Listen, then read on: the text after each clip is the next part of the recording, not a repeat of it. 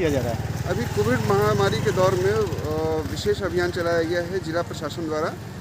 भोजपुरिया खबरी बिहार झारखंड की ताजा खबर आ रहल बा कराहगर प्रखंड से, जहां मास्क की चेकिंग खातिर पूरा प्रशासन उतरल सड़क पर। कई लोग के पकड़ल गईल बिना मास्क के, लगावल गईल जुर्माना। रिपोर्टर बानी मोहम्मद शमशाद आलम जी। खबर अब जानी विस्तार से।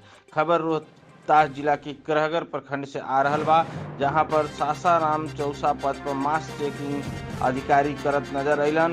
कोरोना के बढ़त प्रकोप के देखत कराहगर अंचलाधिकारी सूरजेश्वर श्रीवास्तव के द्वारा कराहगर बाजार और प्रखंड मुख्यालय के समीप थाना चौक के पास थानाध्यक्ष सुशील कुमार मंडल के नेतृत्व में विशेष चेकिंग अभियान चला के बस में बैठल यात्री के मास्क चेकिंग, साइकिल सवार, मोटरसाइकिल सवार, बाजार के लोग बीच मास्क चेकिंग अभियान चलैलन। एह दौरान अंचलाधिकारी आवे जाए वाले लोग के मास्क पहने के अपील भी कैलन। ओइजे यात्री बस में भी अंचलाधिकारी जाकर लोगों से मास्क पहने के अपील कैलन।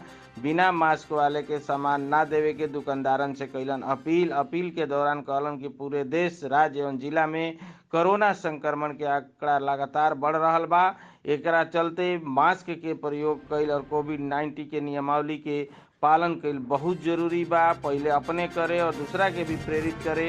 का कहले ओइजा के अंचलाधिकारी सारा विस्तार से भोजपुरिया खबरें दिखा रहल बा। कहाँ कहाँ चलल मास्क जांच अभियान, ई भी देखी विस्तार से किया जा रहा है? अभी कोविड महामारी के दौर में विशेष अभियान चलाया गया है जिला प्रशासन द्वारा। इसी दौर में जो है जितने भी बिना मास्क के लोग जो है वो पकड़े जा रहे हैं, उन लोगों को फाइन किया जा रहा है। इसमें जनता से